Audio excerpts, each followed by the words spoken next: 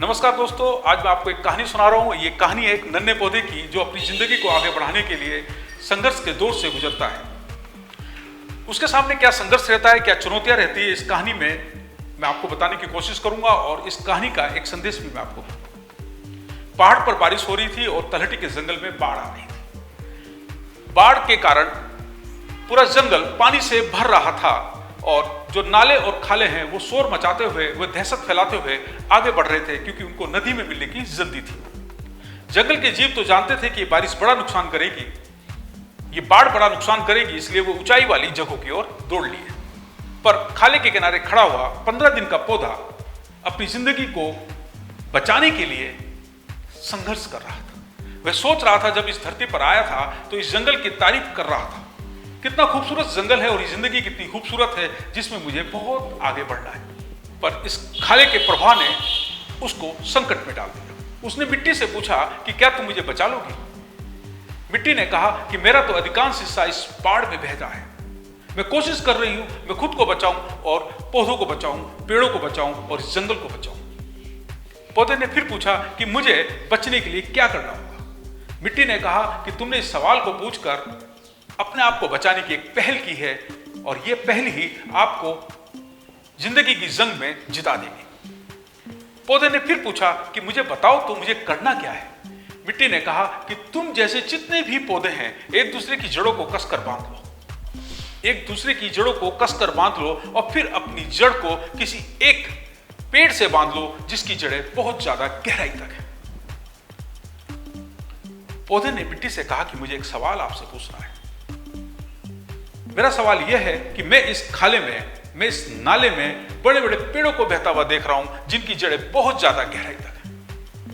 मिट्टी ने कहा कि तुमने ये बहुत महत्वपूर्ण सवाल पूछा है और इस सवाल का जवाब यह है कि जो लोग अपनी जड़ों से जुड़कर नहीं रहते, जो लोग अपने लोगों से जुड़कर नहीं रहते हैं, जो लोग अपने लोगों के साथ एक अच्छा व्यवहार नहीं करते हैं, जो लोग अपने आप को अलग थलग महसूस करते हैं, उनका हश्र संघर्ष में ऐसा ही हो जाता है। जो लोग एक दूसरे के साथ नहीं रहते हैं उनका हश्र ऐसा ही हो जाता है। वो छोटा सा पौधा जो अभी 15 दिन पहले ही धरती पर आया था, मिट्टी की इस बात को बहुत गहराई से नहीं समझ पाया। उसने मिट्टी से कहा कि मुझे तुम्हारी बात समझ में नहीं आ रही। मिट्टी ने कहा कि अभी तुम अपना ध्यान अपने आप को बचाने में लगाओ, अपने जैसे पौधों को बचाने में लगाओ। पौधे ने क्या करा? पौधे ने अपने आसपास के जितने भी छोटे छोटे पौधे थे उनको आपस में एक दूसरे की जड़ों को कसकर बांधने के लिए कहा और अंततः उन्होंने अपनी जड़ों को किसी एक बड़े पेड़ की जड़ से जोड़ लिया। अब नाले और खाले बहुत तेजी से शोर मचा रहे हैं और उनका प्रभाव दोनों बढ़ रहा है। नालों और खालों के साथ जो भी उनको मिल रहा है वो सब उसको बहा कर ले जा रहे हैं और अंततः नदी में मिला दे रहे हैं। पौधे और उसके दोस्तों ने जो एक दूसरे की जड़ों को कसकर बांधे हुए थे, बहुत सारे झटकों को सहा और एक दूसरे के साथ वो झटकों को सहते और फिर बच जाते, फिर झटके सहते और फिर बच जाते, क्योंकि उन्होंने एकता का सूत्र बांधा हुआ था। उन्होंने एक दूसरे के जड़ों को कसकर बांधा हुआ था, क्योंकि वो एक पौधा नहीं था, उसके साथ बहुत सारे पौधे थे। इस संघर्ष में अंततः नाले का प्रभाव दोनों कम हो गया और पौधे और उसके साथियों की जिंदगी बच गई।